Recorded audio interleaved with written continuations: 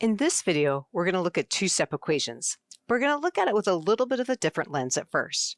Let's think about PEMDAS, but we're actually going to just look at the order of operations for the last four letters: multiplication, division, addition, and subtraction. So let's say someone had a gift for you, like a surprise, an unknown, like a variable. Well, with the order of operations, the first thing we would do is to multiply it or divide it by something. So for us in this example, that's going to be like wrapping that gift up with some wrapping paper. And then with the order of operations, the last two things we might do are addition or subtraction. So if I'm wrapping a gift after the wrapping paper, the last thing I would do is put a ribbon on that gift. So for us today, we're now going to think about what it's going to look like to undo that. So when I'm solving an equation, I'm going to undo the order of operations. So again, we're looking at the last four letters, and this time it's going to be subtraction and addition first, and then multiplication or division. So in terms of solving an equation, if I look at 5x plus 7 equals 32, the 5 is like my wrapping paper and the 7's like my ribbon. Think about it, the ribbon's a little bit farther away while the 5's right next to that. So what I'm going to do is I'm going to start with taking off the ribbon and I'm going to subtract 7. What I do to one side, I also want to do to the other side. When I simplify that, I'm going to end up with 5x is equal to 25. Well, the 5 is like my wrapping paper. It's right next to my gift. I'm going to undo the wrapping paper, so I'm going to divide both sides by 5. That's going to end up giving me x is equal to 5. We can also think about an equation like a balance scale. When I start off with the problem, everything's equal. It's an equality. Everything's balanced out. But if I go ahead and just take 7 off one side, I'm no longer in balance. So what I do to one side, I must also be sure that I'm doing it to the other side. So I need to take 7 from the 32 and 7 from the 7. Once I do that, everything's back in balance again. That's going to end up giving me 25 on the left-hand side and 5x on the right-hand side. Now, if I divide both sides by 5, I'm going to be out of balance again if I just do the right-hand side. So I also need to divide the left-hand side by 5. And that's going to give me x equals 5, bringing my balance scale back into balance. In the equation, 7p plus 5 equals 61. We want to isolate the p, so I'm going to go ahead and highlight that. Now remember, that's my present.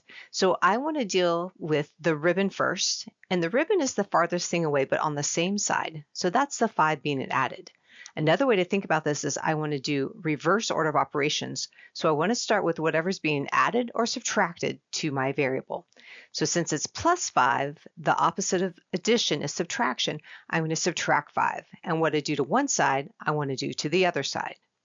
Now my 5's are going to cancel out. So on my left-hand side, I have remaining 7p equals 56.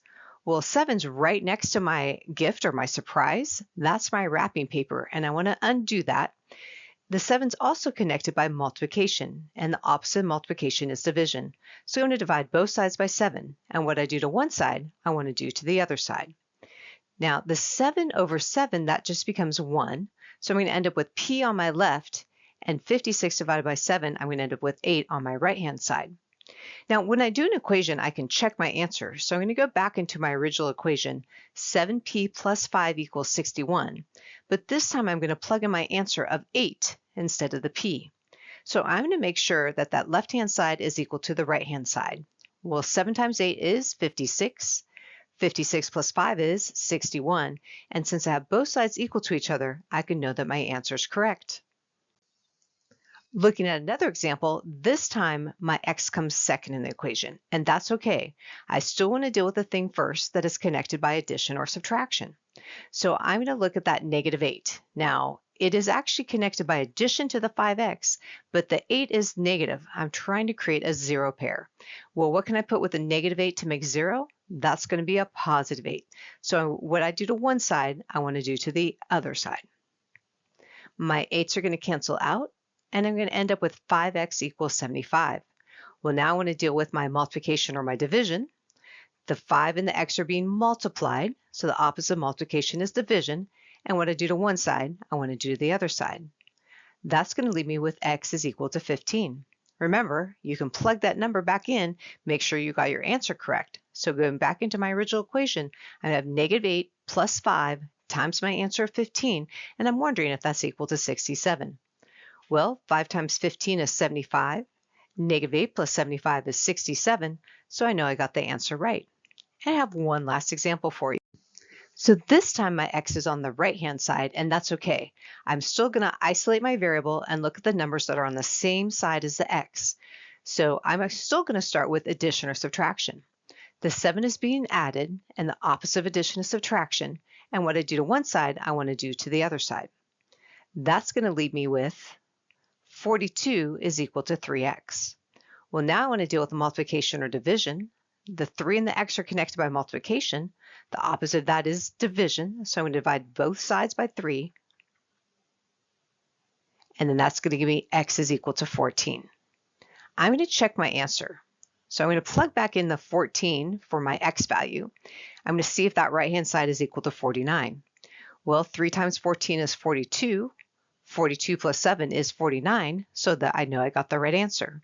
And I hope this video is helping you to move forward in your math career 2 steps at a time.